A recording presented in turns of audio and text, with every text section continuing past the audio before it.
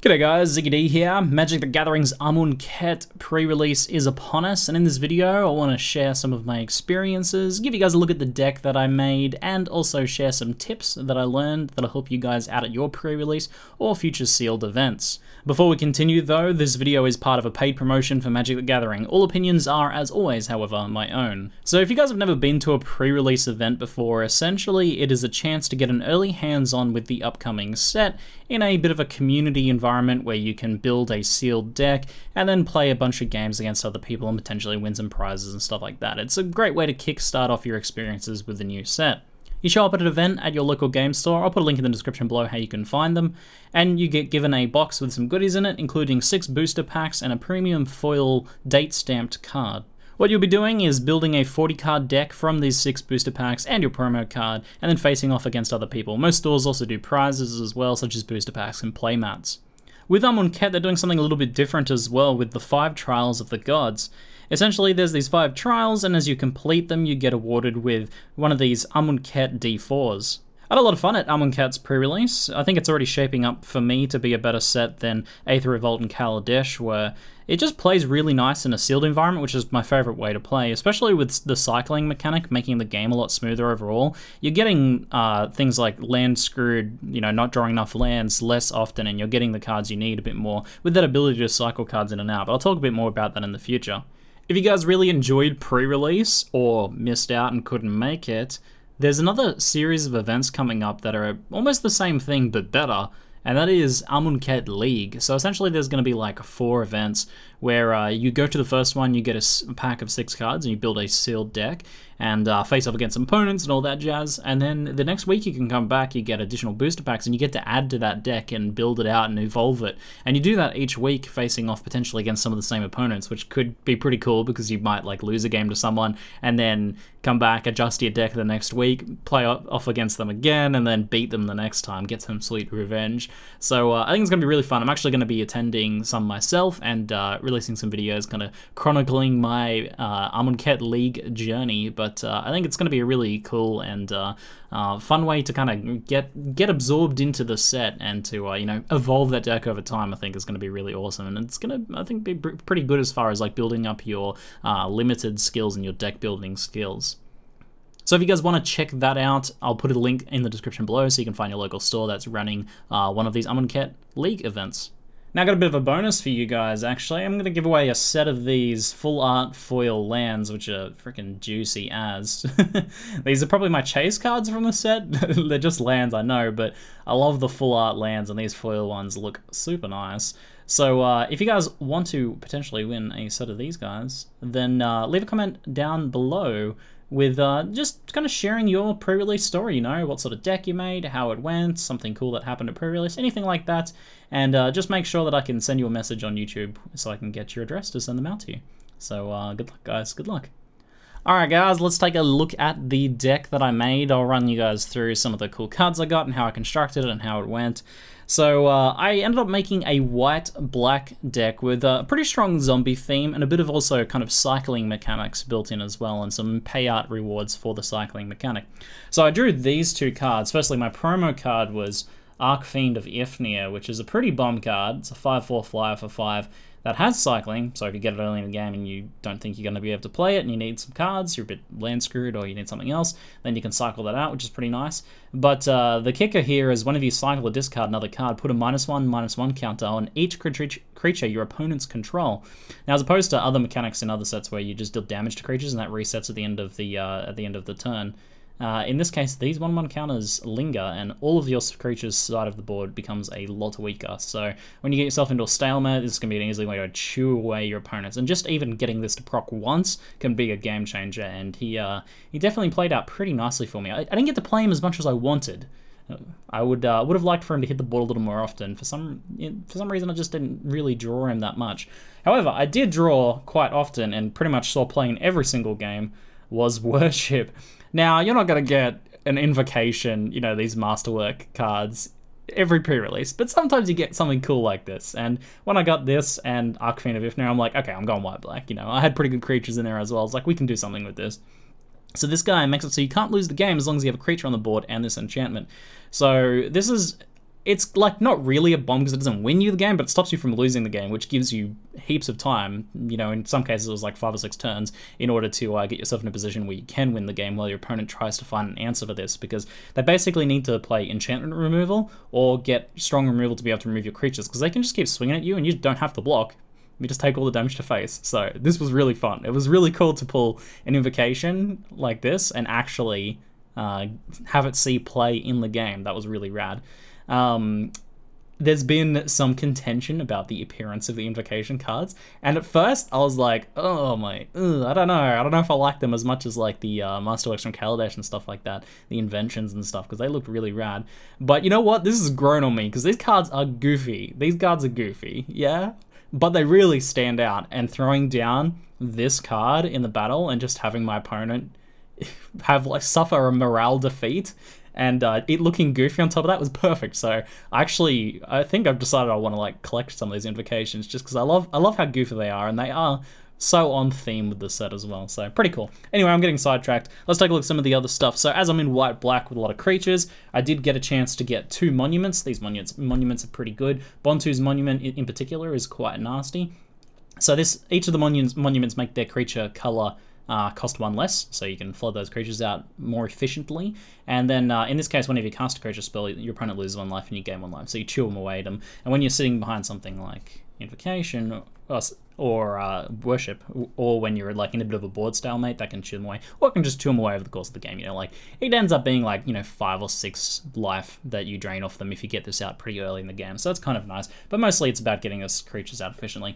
Now I ended up playing 2. I don't know if it was the right call to play 2, but I had a lot of white creatures as well, and I got a Ketra's Monument, which is the white one. This one gives you a 1/1 white warrior creature token with Vigilance. It's alright. I mean, you get creatures out cheaper that then essentially have like another 1/1, or you have like a chump block or something like that you can sneak through extra damage.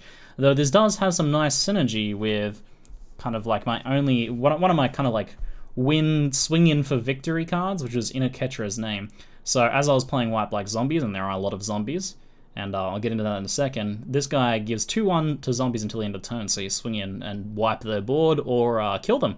So that works out pretty nicely. And when you have a bunch of little tokens out from a Ketra's Monument, for example, then you will get a bunch of creatures with, you know, 2/2 instead of 1/1s. So that worked out pretty well. I didn't get to play that too often, but when I did play it, it was usually pretty significant.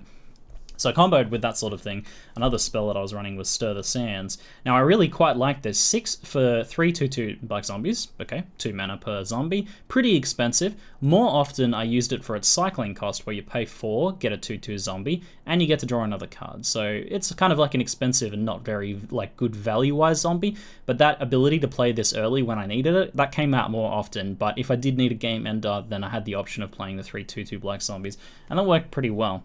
By the way, this deck, I actually won all of the games pretty convincingly that I played, except Amy. Amy beat me. Amy was playing this green creature deck with just super well-costed and value creatures, and she even played a spell that steals an enchantment, or steals a permanent. It's a really, really nice spell, and stole my worship off me. So that was just embarrassing. But yes, Amy did crush me, but I did crush everyone else that I came up against, so I had a pretty good pre-release. This card I'm not so sure about, but I didn't have much card draw apart from the cycling, so I don't know, like with the amount of cycling, I don't know if something like this is worth it, but Oracle's Vault I think is pretty good. It lets you tap it and pay 2 to exile top card, and then you can play it by paying its cost, so it's essentially card draw at a bit of expense there. It can be a bit hard to get to tap this and then play it, but often, you know, I was getting something like a land, which plays for free. But the important thing is once you get 3 brick counters, so you do that 3 times, you can then exile those cards and play them for free. So every turn you tap this and play a spell for free, which is pretty insane. So I played that just because of the power of that. Like that was game winning. Like this is a bomb artifact kind of, because that just gets so much stuff out and lets you to do so much more. So before I get into my zombie themed stuff, I wanted to show some of the other creatures that I was running, so the non-zombie stuff. So Regal Carousel, this cat is freaking insane. This guy like it's so strong that it was worth playing like off tribe basically to do it. So other cats get 1/1 and it creates 2 1/1 cat tokens. Gives them lifelink as well. So you get 2 2/2s that have lifelink. Very nice. And there's in the common slot Sacred Cat just here, 1/1 lifelink. Obviously, the lifelink doesn't double up or anything, but you get 2/2 cats there. And then the kicker, I was on zombie theme, right, with some zombie stuff and the zombie play. Well, these guys embalm, which after the cats die, and so you chump block with 2/2 lifelinks or 1/1 lifelinks, and then after they die, they get to come back as a zombie, and then you can swing in with the damage as zombies later on.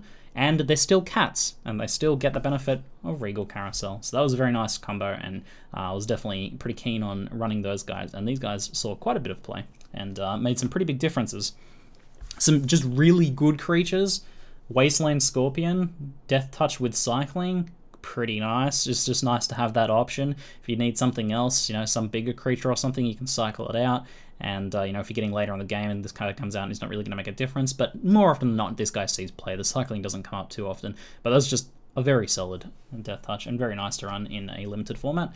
And then this card is absolutely freaking insane.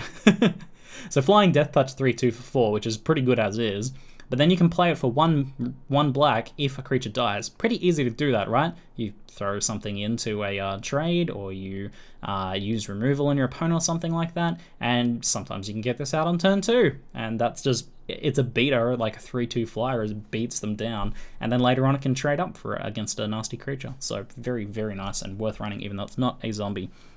So a few other guys, Supply Caravan, as I had some of that, you know, I was trying to go wide with this, get a lot of creatures on the board, and, you know, this guy, if you've attacked, plays an extra token. It wasn't, like, super strong in my deck, but kind of nice. 3/5 bodies felt pretty useful a lot of the time. Gravedigger to get back some of my stronger creatures. Unfortunately, Gravedigger is good, but I didn't see as much play as I would have liked because embalm creatures aren't exactly good targets. But essentially that's card draw, and you get to pick, you know, your best creature rather than just getting something random. So Gravedigger's pretty good, and he's a zombie. I don't know. I was questioning Gravedigger in an embalm deck, not quite as good. So that one's a bit iffy.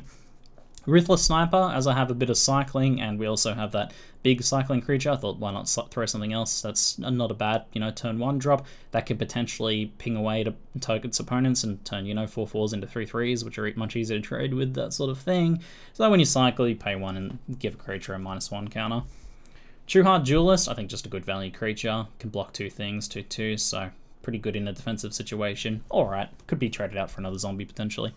Winged Shepherd is the final other creature, which is a flying Vigilance with cycling for 1. I played this pretty much because it has cycling for 1. So when you do draw it late game and it's a 3/3 flying Vigilance and you're like, that, you know, can be hard to deal with in limited, then that was really good when it came up then. Otherwise, most of the time I just cycled it out, and cycling is not a bad thing, you know. So tip time, cycling, very strong mechanic, allows you to draw lands if you haven't, or, you know, potentially get a more useful card, or just thin your deck, you know. If you pull out a cycling card and it's not useful for you in that game, maybe it's like a type of removal you don't really need, or a creature like this that you draw very early on, you know, you draw it on turn 1 or something, and you don't need it, and you think you can close out the game sooner than that, then cycling thins your deck, gets you towards your other good stuff, and cycling for 1, very nice stuff. So cycling's pretty good because it also allows you to potentially play less lands too. You know, with things like Evolving Wilds as well, you get to thin your deck even further, so you get to your good stuff faster.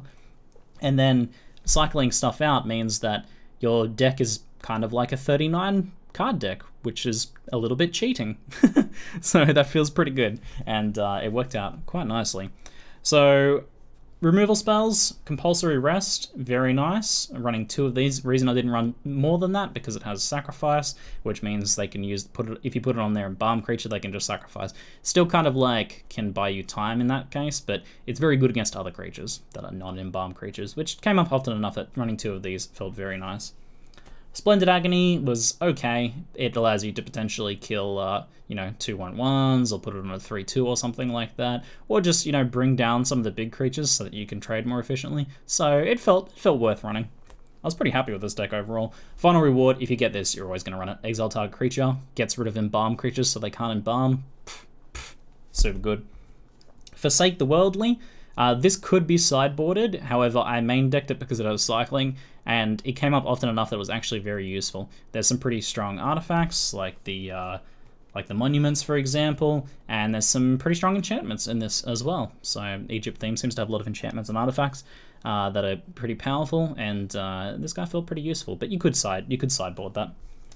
Dusk Till Dawn was one of my rares that I pulled. Destroy all creatures with power 3 or greater. A lot of my creatures are power 3 or greater, so this wasn't as strong in my deck. But if you're running a lot of, 2 power creatures, then this is insanely good, because then you can wipe their bigger creatures and swing in for a bunch of damage. Aftermath, bring back your 2 creatures, so even better if you have these 2 creatures, because you get those guys back. So it was strong enough that even though it didn't work very well in my deck, it was still worth running. But very, very good in a lower power creature deck. Finally, sideboards. I wanted to mention Festering Mummy. I got 3 of these guys to sideboard in, and these guys came out if I was playing against an aggro opponent, because if you've got guys attacking with 4/2s or 3/2s, you block with this and put a 1/1 counter on it, and you're in pretty good shape. And it's a zombie, so it's on theme. Another sideboard, pretty useful sideboard in black, Scarab Feast, with all the nasty embalmed creatures. Exile 3 target cards from a graveyard. Otherwise, you can cycle it out for 1. So for that, that's pretty good. Like, you can put this in your deck and just make your deck a 39 card deck, right? So it's not a bad thing to just put in there, but especially if you're facing up against embalms. So pretty sweet stuff, guys. I was very happy with how this deck played out. I thought it was a lot of fun. I really like white-black zombies as well as just a thing. I'm glad that there's white zombies in this set. It's quite awesome, quite awesome. Anyway, guys, that is it for now. I'm ZiggyD, and thank you very much for watching.